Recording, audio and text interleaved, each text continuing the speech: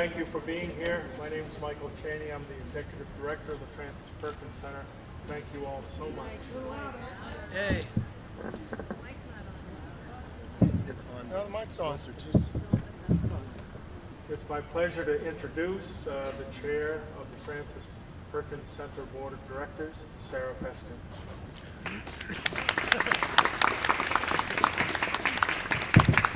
Hello, it's such a treat for us from Maine to be speaking to you outdoors in October. We love it. I bring you greetings from the Francis Perkins Center. We're the youngest of the three sponsoring organizations, and like our namesake, we emphasize looking forward, using our understanding of the past to focus on ways to improve the future. In honoring Robert Reich, we've asked him to comment, or we're asking him now to comment a little bit, on the question we often ask ourselves: what would Francis Perkins do?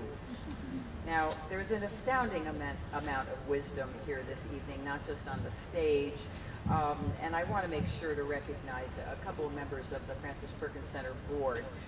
You've met Tomlin, who was a founder, but not on the board now, just letting us do our thing. But Chris Bryseth, who is our immediate past chair and member of the board, and Kirsten Downey, who's also a distinguished member of our board. I'd also like to thank and acknowledge Michael Cheney, our very able executive director, and our director of development, Laura Cheney. And to thank our partner organizations, the Living New Deal and the New Deal Preservation Association, for convening us here. In this time of great anxiety and even despair, we're reminded that what Francis Perkins and the New Dealers faced was far more grim. With massive unemployment, a national economy that seemed to have ground to a halt, migrants fleeing the Dust Bowl and breadlines in major cities. Perkins brought to FDR a list of policy prescriptions she wanted to tackle if she were to join his administration as Secretary of Labor. She called them practical possibilities. When he agreed, they became the basis of what we now know as the New Deal's domestic social policy. They include the Social Security Act, creating what has been termed the most important anti-poverty program in U.S. history, and the Fair Labor Standards Act, celebrating its 100th anniversary this year, that established federal minimum wage laws and ended child labor.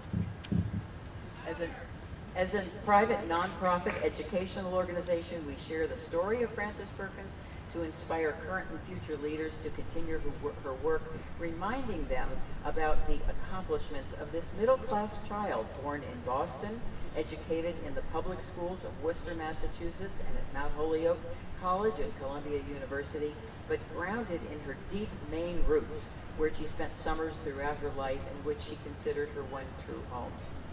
Through our public programming and awards, the Francis Perkins Center aims to keep alive Perkins' legacy and to reinforce her belief that government must put its people first and help all of them to have, in her words, the best possible life.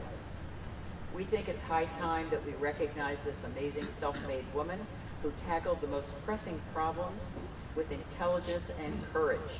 Currently, our efforts are focused on establishing a place where her hopeful legacy may take root and grow at her beloved brick house, her family homestead in Newcastle, Maine, that we seek to buy and make a lively, living memorial to her perseverance and effectiveness. I'm so pleased to be presenting the Intelligence and Courage Award to Robert Reich. The name of this award comes from a speech given by Francis Perkins in 1929 when she was New York State Industrial Commissioner, in which she pledged, "I promise to use what brains I have to meet problems with intelligence and courage. I promise that I will be candid about what I know. I promise to all of you who have the right to know the whole truth so far as I can speak it." Established in 2010, this award is traditionally given to one who has faced adversity as the result of courageously speaking truth to power. As an esteemed teacher, prolific writer, commentator, and public servant, you have advanced a better understanding of the complex issues affecting American workers and their families. Your leadership on solutions to those issues is illustrated by Time magazine naming you one of the 10 most effective cabinet secretaries of the 20th century. And we applaud your continuing contributions to the public discourse.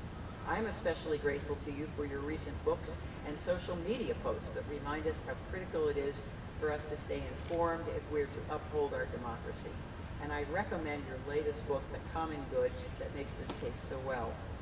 We're honored that you will address us today and look forward to your observations and answers to the question, what would Frances Perkins do? But first, I have the great honor of introducing a colleague who will say a few more things about you, Sandra Smith.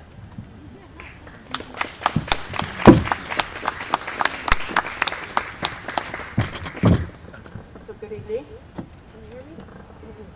My name is Sandra Smith. I'm professor of sociology and its chair. I'm also the former interim director of the Institute for Research on Labor and Employment. There we go. Appreciate it. Thank you very much. So when Dick invited me to introduce Bob Reich, I happily agreed. It was Bob Reich after all. And then I reconsidered because after all, it was Bob Reich. I feared that my intro would take much of the night, leaving him very little time to give his own remarks. So I returned to Dick and said, you know, what are you expecting from me for this intro? And he said, rest assured, keep it brief, everyone knows Bob. Honestly, it didn't that didn't help at all. And the reason is because Professor Reich is an exceptional human being. He's an educator, an author, a public intellectual, a public servant, and an activist. He was educated at Dartmouth, Harvard, Yale. In addition to Berkeley, he's taught at Harvard and Brandeis. He served in 3 national administrations, Ford's, Carter's, and Clinton's. He co-founded the American Prospect and the Economic Policy Institute. If you're not feeling a little like you've not done enough with your life yet, then I don't know about you. He's published, all while doing it, published 18 books from 1980s to Minding America's Business to 2018's The Common Good. By my count, that's about a book every year and a half. Let's not forget his 2 plays, 2 documentaries. Of course, there's the blog, and now there's Common Cause, and I'm sure I'm missing about 15, 20 other activities that we don't really know much about. More important than all of this, however, is toward what end Bob's efforts have been devoted. It seems that his desire to put people first. Whoa. You want to hold it, please? Right. Thank you. Has shaped all of the important work that he's done in each of these roles. Putting people first means creating institutions that protect workers from the vagaries of a capitalist economy. It means providing workers what they need to survive as they struggle through no fault of their own with social and economic disruptions.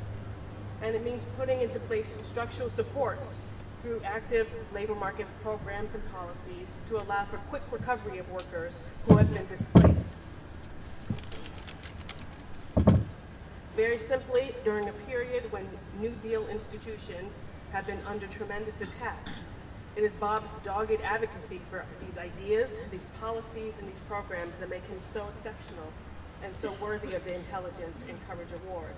So for this reason, I'm excited to be the one to get to introduce Bob Reich and welcome him to the stage to give his own remarks.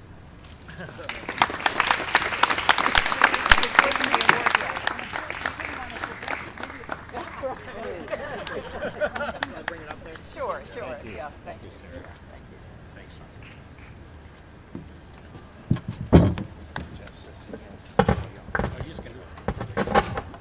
Sandra. Sarah and Sandra, thank you so much. Dick, others here, it's great to see you. I don't know what to say about this award. I'm honored, obviously, but I also feel like I'm the wrong person. I am not a woman. I am not a woman. And that I also have nothing to do with microphones or engineering. I want to just say something about the time we're in, but I want to say it in such a way that does not make you despair. I want to make you hopeful. But first, maybe I should say how Frances Perkins and I have interacted over the years. First, when I was a very, very small boy, I was about 4 years old, I grew up in a very rural area of New York State, mostly a farm community. My father was not a farmer. He sold dresses to women who were farm women. But I got to know an old man who was a farmer, had the biggest farm in our community. It was a rather poor farm community, but this one farmer really did have a very big farm, and at the age of 4, I found myself on his porch. I don't know quite how I got there, but I did.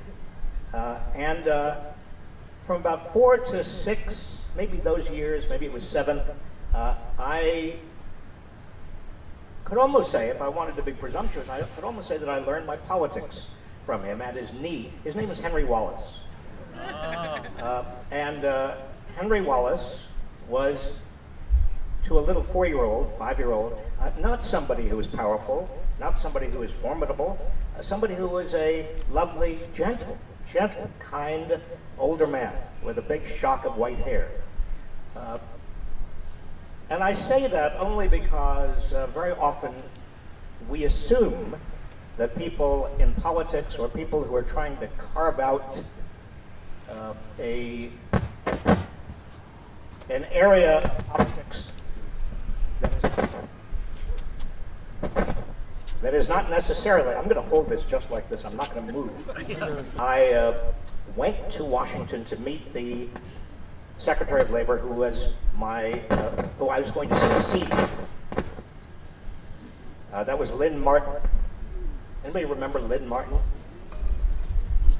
Nobody remembers Lynn Martin, which is too bad. She was a very nice lady. She was Secretary of Labor under, I guess it was George H.W. Bush. And I asked her, I went into her office, which I noticed did not have a single photograph or painting of Frances Perkins. That was actually the first thing that I noticed about the office. But I asked her, well, what do I need to know about being Secretary of Labor?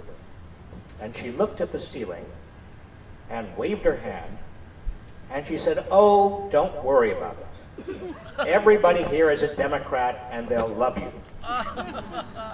Well, that was all the advice I did get, but one thing that I neglected to ask her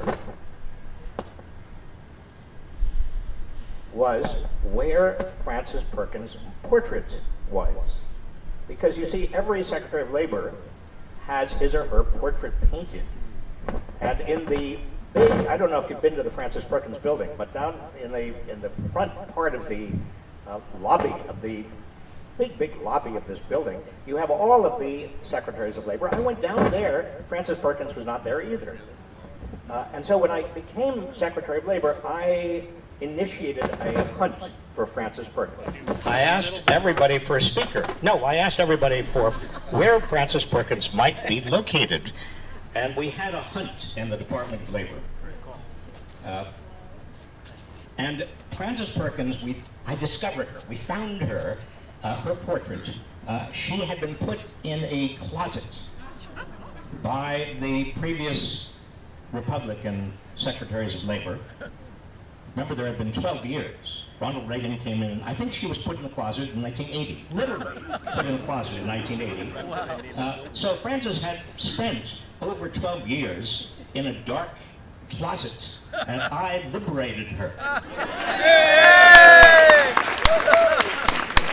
Not only did I liberate her, but I put her portrait right behind my desk it's a very large office, Secretary of Labor in the Frances Perkins building. It's the largest, by the way, may I just say, because I did spend quite a lot of time visiting other cabinet members' offices because we had work to do together.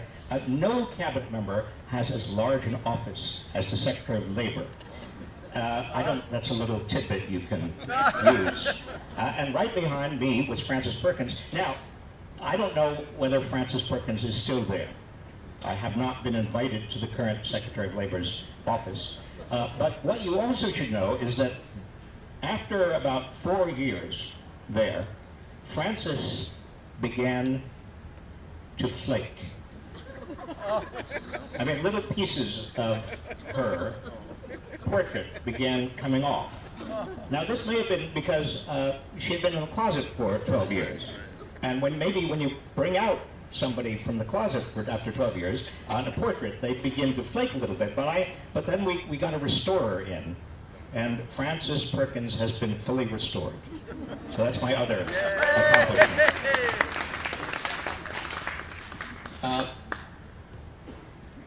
Now let me say something else. I'm short. I was always very short. When I was growing up in northern New York State in that farm community, I was even shorter than I am now. And I was bullied as a kid. Now, I think everybody was bullied. You were probably bullied as a child. But when you're very short and you're a boy, maybe this also happens with girls, the bullying takes a physical form, so that I was actually physically assaulted on the playground and in the boys' room and other places. I decided early on that the best way of protecting myself from the bullies was to find one or two older boys who I could trust. It was my protection racket, in a way. And I did, beginning when I was in kindergarten and extending at least about to my 4th grade, I did find older boys who managed to keep the bullies at bay. The bullying carried over into the summers when I went up to the Adirondack Mountains and stayed in a little cabin with my grandmother because there were a couple of boys there who would slam me around, and I found an older boy even in the summer in the Adirondack Mountains who protected me. His name was Mickey. Had a little sailor cap and a big smile and a very generous personality. And then I lost track of Mickey. I didn't worry about the bullies. By the time I was 10, I was fine. The bullying, the kind of Lord of the Flies era is over by the time you're 10. But I forgot about Mickey until the fall of 1964 when I entered college. And I learned from my grandmother, actually, that Mickey had died. And I inquired as to why, and she was a little confused, and I found out subsequently that Mickey had been killed. Mickey had spent the summer of 1964 in Mississippi, registering blacks to vote. And his name was Michael Schwerner. And he, along with Andrew Goodman and James Chaney, had been brutally tortured and murdered by Ku Klux Klan members and also the deputy sheriff and sheriff of Neshoba County, Mississippi.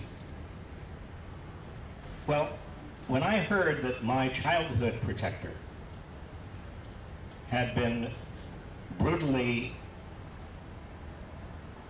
tortured and killed by the real bullies, by people who were bent on making sure that African Americans could not register to vote, who were bent on white supremacy, who were dedicated to a view of America that was so antithetical to what I was brought up to believe. I think something shifted inside me, to tell you the truth. We all have turning points in our lives.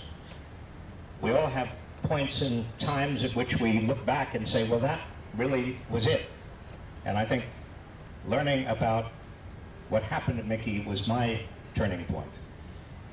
And so years and years later, when Bill Clinton asked me to be Secretary of Labor, there was no question in my mind, because to me, that job, from what I had understood about it and seen of it, that job was the closest of any cabinet job to protecting people from the bullies. Now, I've got to tell you that I didn't really know what I was getting into. The first week on the job, I went up to the Hill and we signed and got passed, the President signed, Bill Clinton signed the Family and Medical Leave Act. And I thought to myself, well, that's easy. You just come up with a piece of legislation and it protects people and it's signed. Nothing to it. Well, I learned better. I learned that the forces of regression, the forces that don't want people to have equal opportunity in this country, the forces that really would rather keep people down than see everybody rise together, can be quite powerful. And they are powerful periodically. Arthur Schlesinger Jr. wrote a number of very powerful and important books, one about the great cycles of American history, in which he talked about times in which America does celebrate its unity through providing more opportunities, through expanding prosperity, through honoring its ideals of equal opportunity, and other times when America seems to lose sight of those ideals, when income inequality and wealth inequality widen, when there is corruption, when there is neglect, indifference, if not cruelty, toward those in need. Well, I think it's fair to say that we have entered into that latter period of time. As we look at what's happening in America now, I don't think there's any question, at least to my mind, that Donald Trump is not the cause of what's happening. He's the consequence of what has happened for many years. He's the culmination of years and years of neglect, complacency, you might call it. Years and years in which the median wage, adjusted for inflation, stagnated. American families, even when I was Secretary of Labor in the 1990s, I was aware that the reason that so many middle-class women were coming into the workforce was not because of the wonderful opportunities open to women. That was part of it. But the main reason women were coming into the workforce, paid work, now they were always working, I'm talking about paid work, is because they had to prop up family incomes that were actually dropping because male wages were under attack.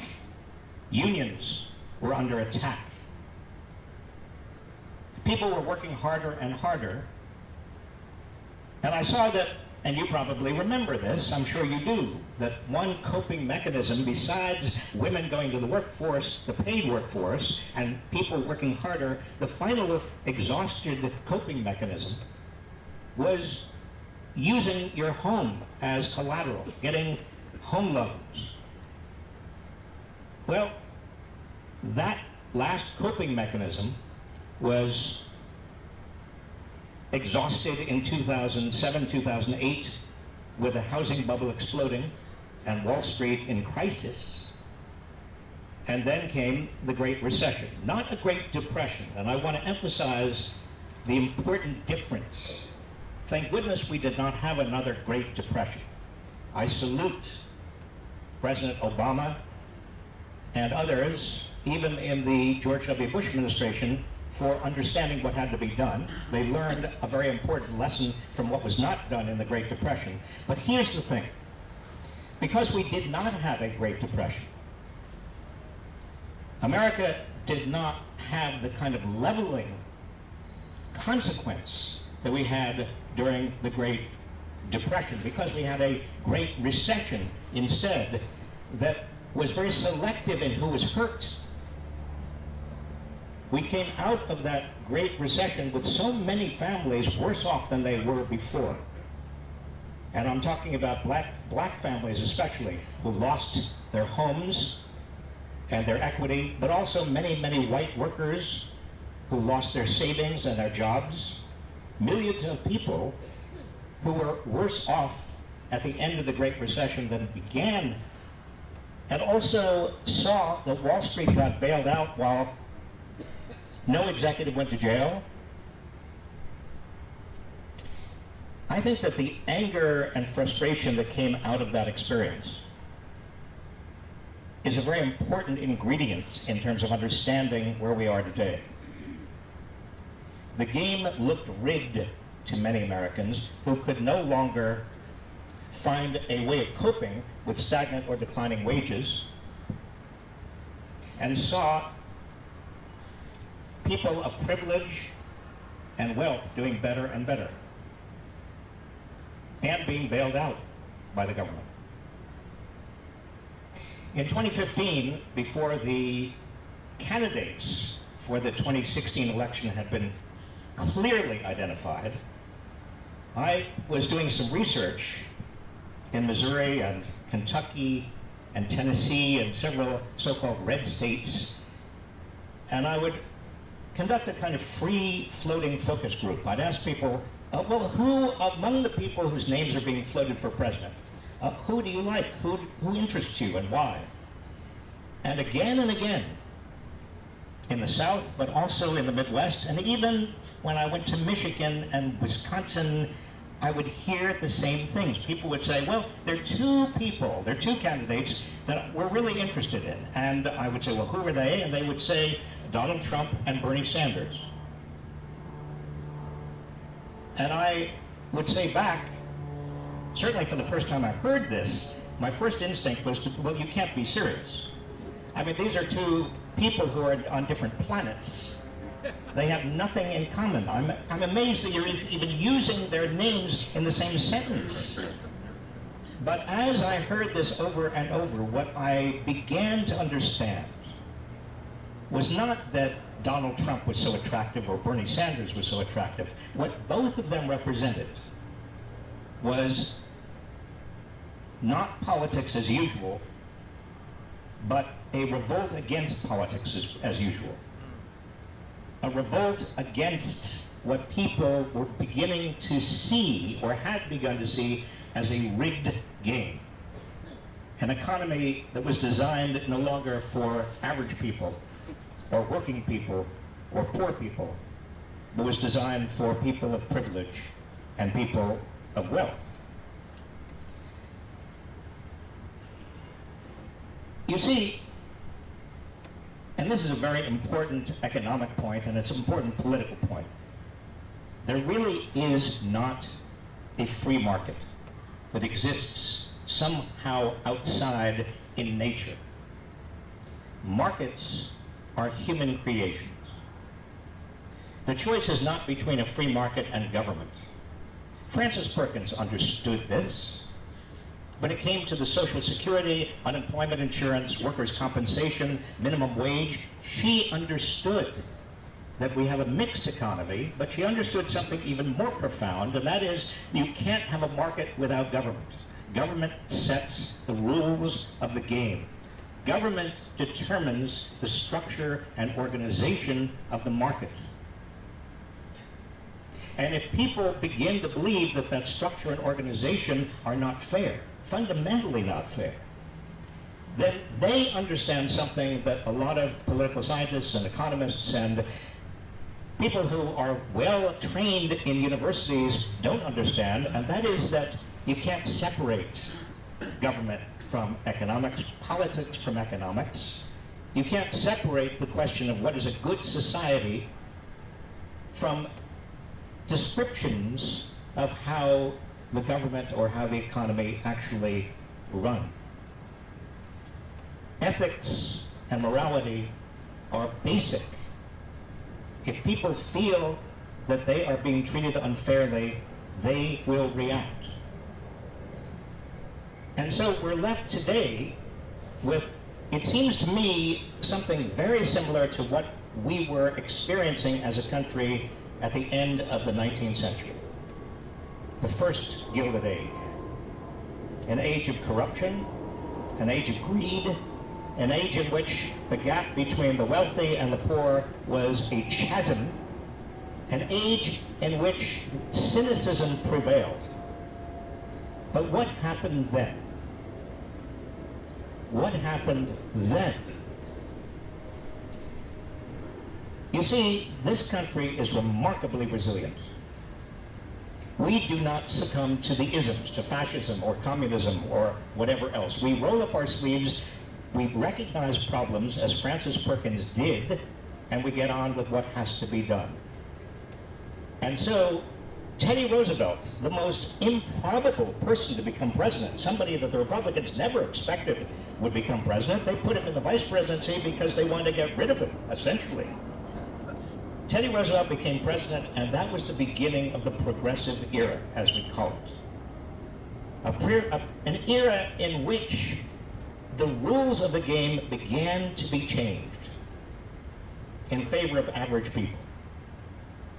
And then, eventually, Teddy Roosevelt's fifth cousin, Franklin, continued parts of that legacy, in fact, even in a larger sense, and began making the economy and society work for almost everybody. I grew up in the shadow of all of that. I didn't understand until I ran into a man named Ken Galbraith, that what the New Deal represented and accomplished was, in Galbraith's terms, countervailing power. It allowed and created institutions in which labor could balance the power of big business, in which farm cooperatives could balance the power of big agriculture, in which retailers could, through the Robinson-Patman Act and others, have a degree of security. Ken Galbraith, in that wonderful book that I'll recommend to you if you haven't read it, American Capitalism, The Theory of Countervailing Power, in 1952, understood something about the New Deal that I, up until that point, did not understand, but I began understanding. And that is, you've got to have countervailing power in this system, or the system gets off the rails, as it did in the Gilded Age, and as it is doing and is off the rails right now. So the project in the future, it seems to me, to get back on the rails is to think about how to create the institutions of countervailing power. What gives me encouragement, quite frankly, is the degree to which the Me Too movement, Black Lives Matter, young people from Parkland, Florida, across this country, are all, and many others, involved in a grassroots effort that I have not seen the likes of since the anti-Vietnam War movement, and that is to take back our economy and politics from the moneyed interests and from those who don't care. One final point, I've been teaching on and off for 38 years. I have never come across a generation of students as dedicated, as committed, as caring about this country as the current generation we have right now. And that should give us all a great deal of confidence, because they're the ones who will be in charge very soon. I'm humbled and enormously grateful to you for this prize. I don't deserve it, but thank you anyway.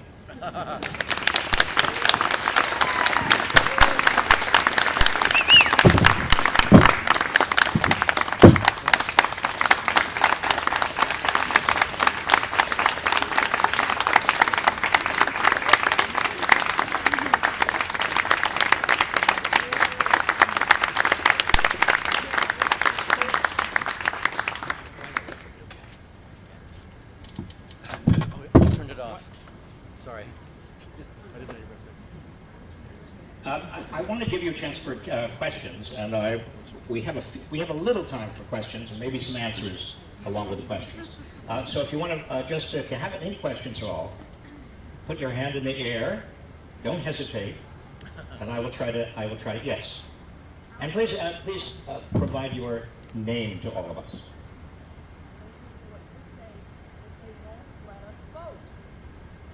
You're saying how can we create countervailing power if they won't let us vote? Is that what you said? Well, we do what Mickey Schwerner was doing. We work to make sure that even though people are trying to block the vote in various places, and it's not just voter IDs, obviously, we know that. It's purging of voter lists. It's also a kind of a degree of gerrymandering that is much more scientific than we've ever had before, and other ways of entrenching power. We just have to work.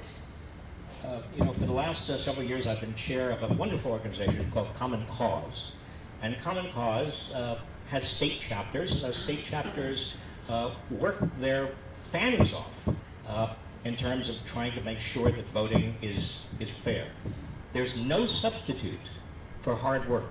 People come up to me and they complain. I partly because of, I guess I'm fairly conspicuous given my size. They come up to me in airports very often. People, I'm just walking through an airport. It happened again last week. I walked through an airport, somebody I don't know, I've never seen, they come up to me and say, well, what are we going to do? If somebody comes up to you at an airport and says, have you ever seen anything like this? I mean, what do you do? I tend to say to people, it's awful. What are you doing? Because complaining gets us absolutely nowhere. Yes. I'm Kitty Sklar, I'm a historian. Do we need to be more angry? Do we need to be more angry?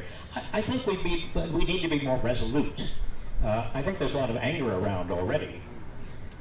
One of the problems we face, obviously, is that we are geographically so concentrated in our own bubbles that we don't really talk to each other anymore. It's bad enough to have Fox News and to have different communication systems operating on all of us, but to have us so separated is very, very unfortunate, and anger gets us nowhere. I think what I have learned over the years, and I still don't do it as much as I should do it, is to try to get out into so-called red states and talk to people and try to understand what they are saying and what they're thinking and listen carefully. We're not listening to each other. When I used to teach at Harvard and Brandeis, and I got this wonderful job. I'm so delighted here at Berkeley. And I had just purchased a Mini Cooper in 2004. One of the early Mini Coopers, that is the modern Mini Cooper. And I decided to drive across the country from Cambridge, Massachusetts to Berkeley. And I love it. I have been driving across the country for years. But I drove across. First of all, I thought that Berkeley was 3,000 miles away from Cambridge, Massachusetts. It's not. Berkeley is Cambridge, Massachusetts. It's just, the weather is better. The people are the same. Well, they're less arrogant. I shouldn't say that. I did not say that. But here's the thing. I was in a gas line. I was waiting for gas in Oklahoma City with my Mini Cooper. And some truckers came up and they knocked on my window, and I put the windows down. And I hadn't seen any Mini Coopers in the middle of America at all. At all. I mean, there were Mini Coopers on the East Coast, and I understood that there were some out here, but there were none in Middle America. And these truckers, I put down the window, and they said, we haven't seen. What is this? I said, this is a Mini Cooper. And they were silent for a minute, and they said, well, how does anybody fit in there? I had to make a strategic decision at that moment. And I opened the door and I stood up and I said, no problem.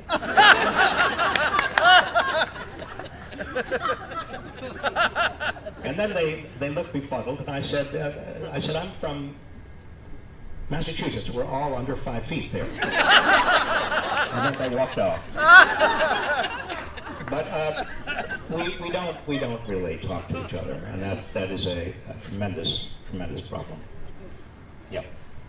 Tomlin Coggeshall, and what do you think the extent of the voter manipulation and tweaking by foreign powers or each other or internal powers? How much of that is there a problem, and how can we combat that?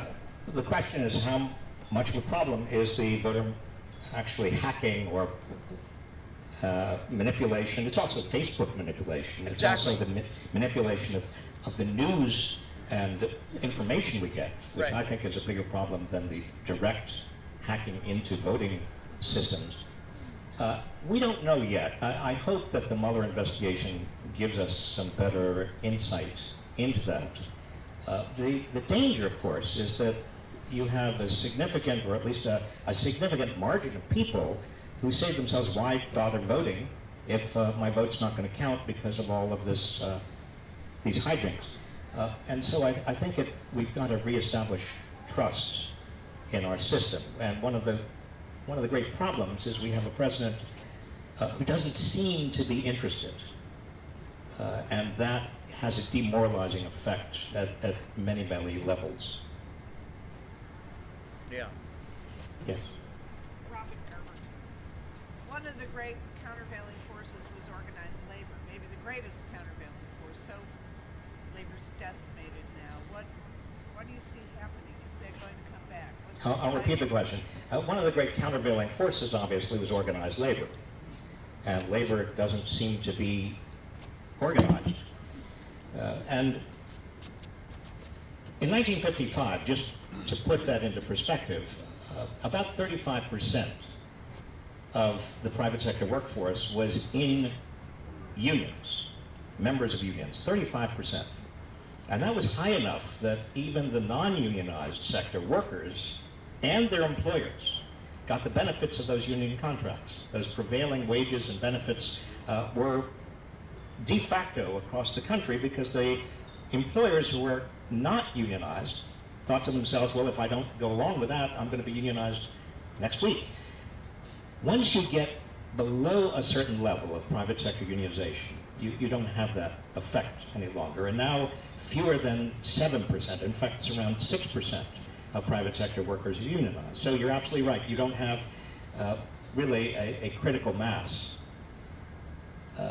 And the Democratic Party should have recognized, in my view, much earlier, that labor unions are important not only to maintain the middle class and not only for purposes of equity, social equity and economic equity, but also they are the ground troops of the Democratic Party. My instruction from Bill Clinton very early on was to try to do something with regard to labor law reform, but when it came to actually legislation that would make it easier for workers to organize and harder for employers to impose burdens that were often illegal on workers who were trying to organize, frankly, just among us friends here, Bill Clinton wasn't interested. Barack Obama promised the Employee Free Choice Act, which, again, was attempting to make it easier for workers to organize and turn the tables on employers that were actually violating the National Labor Relations Act. And once he was in office, I had a conversation with Rahm Emanuel the first day, and I said, well, now I assume he's got political capital. We've got, just as Clinton did, a Democratic Congress. Let's get on with it. And there was absolutely no receptiveness whatsoever. So there's a lot of blame to go around. How does it come back? How does it come back? I mean, it doesn't have to look. Oh, I think you know, again, back to Arthur Schlesinger's great cycles. I think it will come back. I was addressing the AFL-CIO Executive Council just a few weeks ago, a month ago. And they were excited. They were excited because of the wildcat strikes by teachers across the South in places where basically teachers were not allowed to do it at all, but they were getting contracts, they were getting good contracts. They were excited because in Missouri, or Missouri, there have been a repeal of the right to work law. They were excited because they saw that polls, public opinion polls, were showing that labor were viewed more favorably today, ironically, than it has in the last 40 years, especially among young people. I mean, talk about odd, because a lot of young people don't know labor unions. They've never experienced labor unions. And yet they know intuitively, somehow, maybe their grandparents, they know intuitively that they're actually helpful. So those union presidents were actually very upbeat, and I am too. Now, I'm seeing from Susan that maybe I have to end. Is that right? No, I wanted to ask a question. Oh, you had a question. So my question. You got it. You did get an A in my course. You did. If that's what you're concerned about, Susan. That was her question. Yeah. My question is about what you see as the implications of the Brett Kavanaugh nomination or potential confirmation in terms of the countervailing forces. Do you see Well, let's talk about Brett Kavanaugh. Now, we're here tonight. Presumably tomorrow we'll know what the situation is. My prediction, and I don't mean to be overly one way or another, but my prediction is that he will be confirmed. Now, what does that mean in terms of voters, and what does it mean in terms of politics? It means politically that all three branches of government are under the control of Republicans. Now, I would never have said that about a Supreme Court, in the 1950s or 60s, because presidents would appoint Supreme Court justices and they would, like Byron White, they would go off in the opposite direction. But since the 80s, presidents appoint Supreme Court justices and they know exactly what they're going to do, or pretty much what they're going to do. And this Supreme Court, with Gorsuch and Roberts and Alito and now Kavanaugh, if in fact it is Kavanaugh, and and Clarence Thomas, of course. This is a Republican conservative Supreme Court. Not all that different from what Franklin D. Roosevelt faced through much of the 30s. But it's different in one respect. When all three branches of government are under the control of the same party, and when that party is under the control of a president who is, frankly, how can I say this? Go for it. Yeah. Weird and worse. Then politics starts doing something a little bit different. Kavanaugh is a big believer in executive privilege and the prerogatives of a president. And I think that the checks and balances that a lot of people believe in are essentially gone. And I believe that the marginal voter, the independent voter, the largest party in this country is not Republican or Democrat, it's the party of non-voters. I think that there are going to be a lot of people out there who say, no, we have to constrain this president.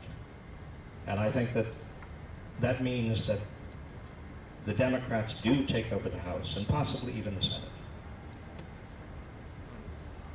Yes?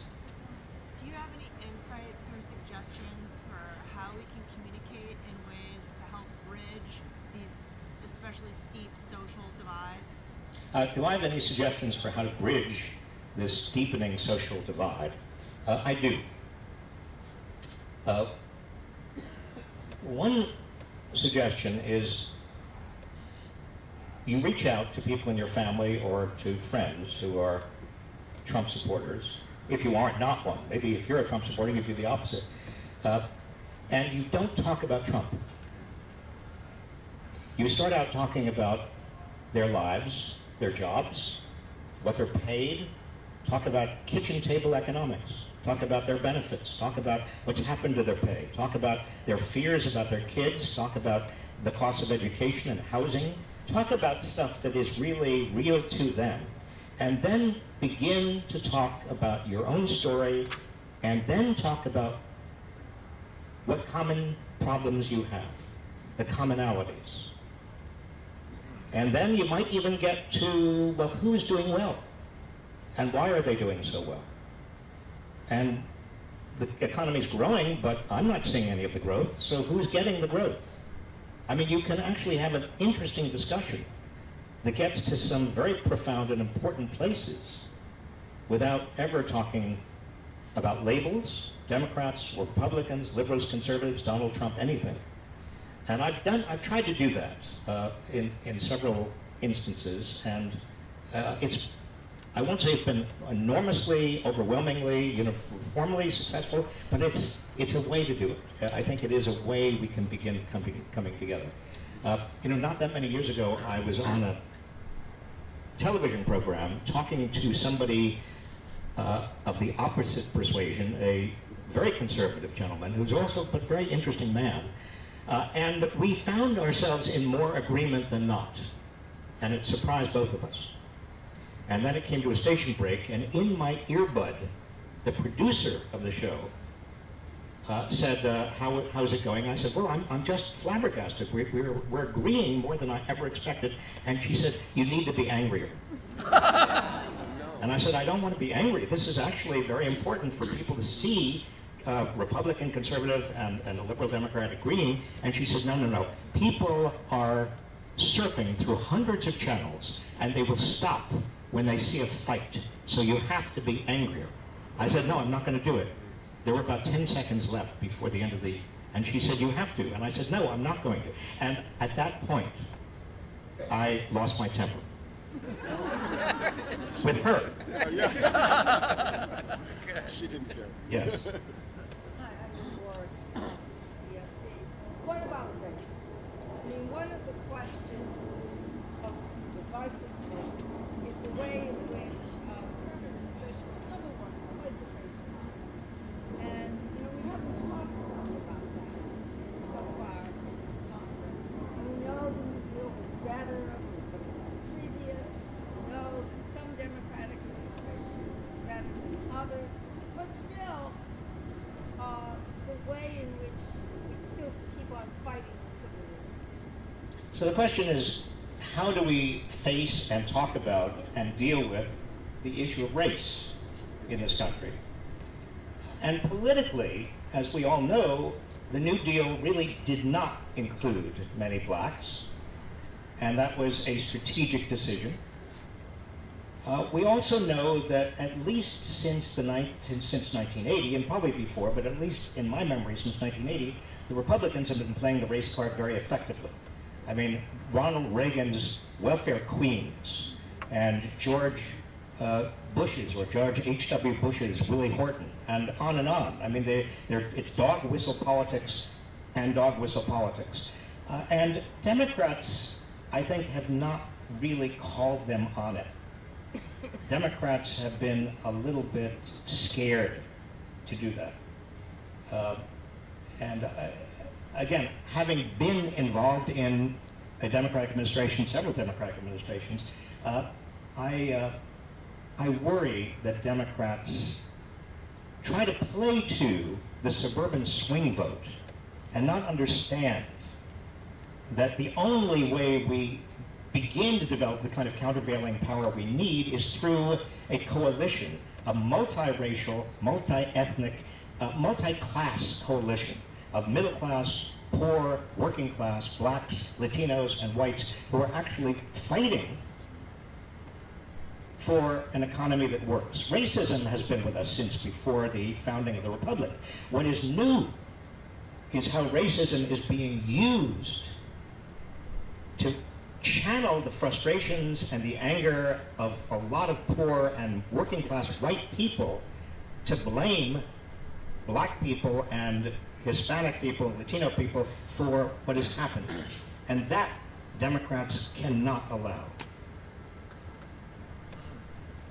Yes.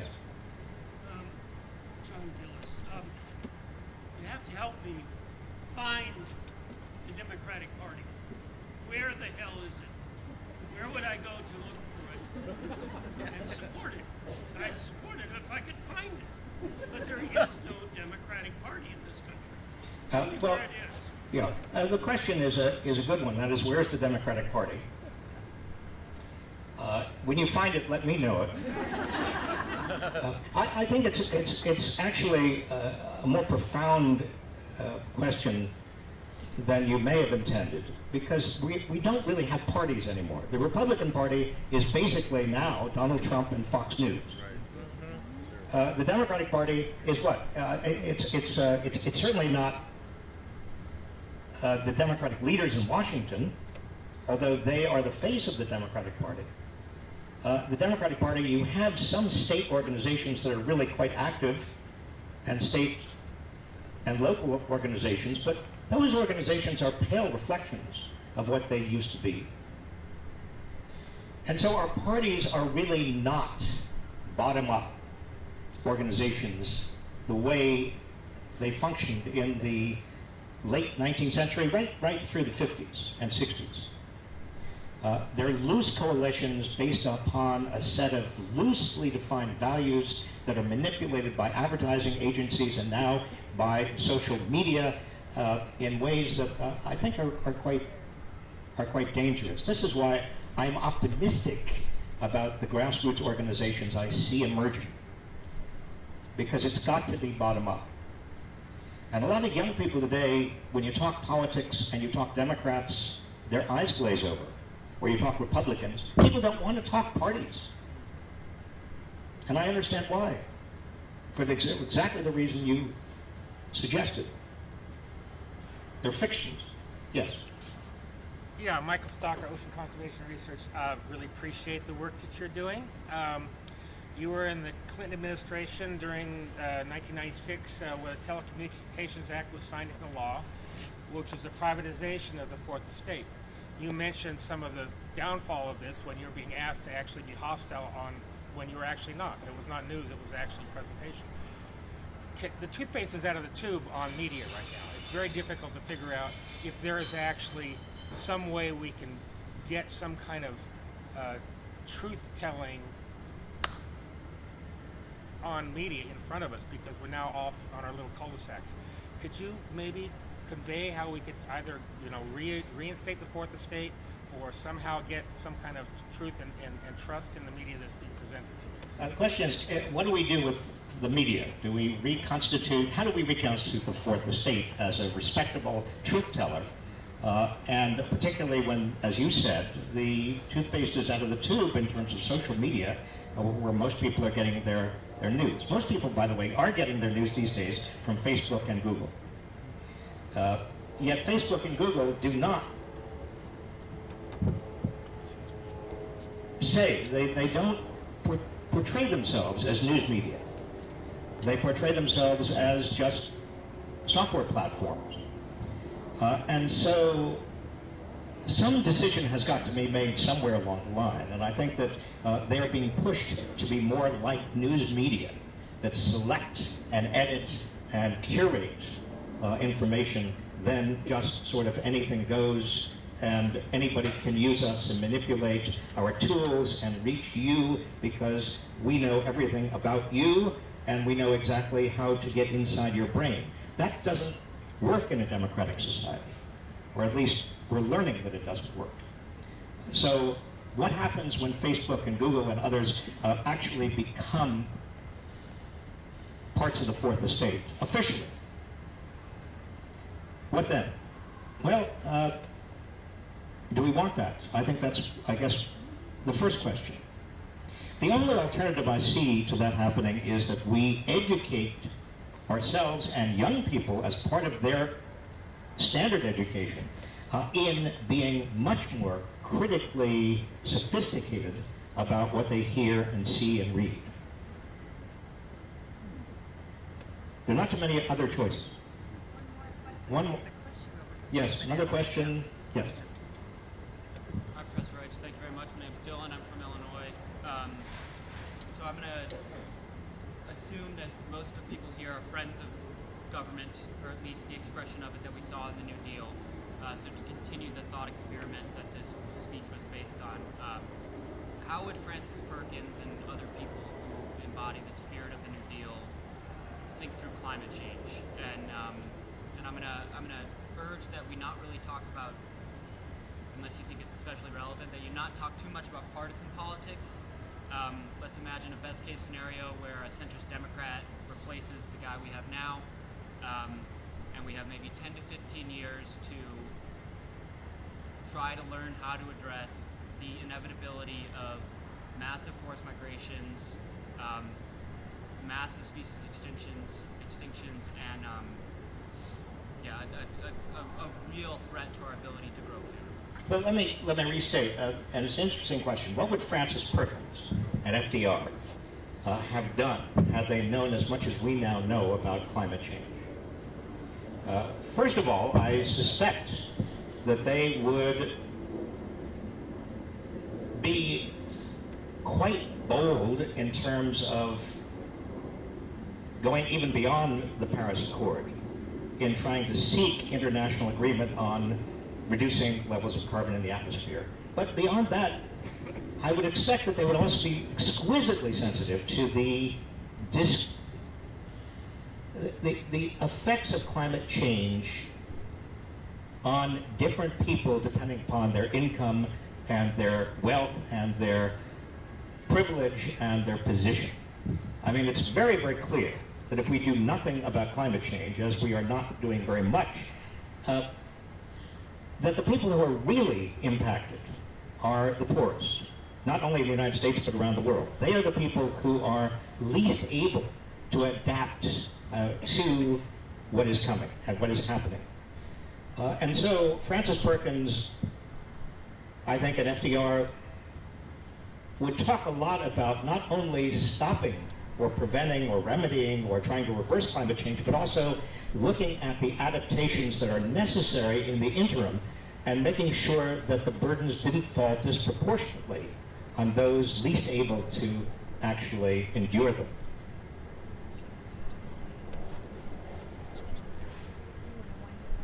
One more question? Okay, this better be a great question because I want to summarize everything I've said. Yes.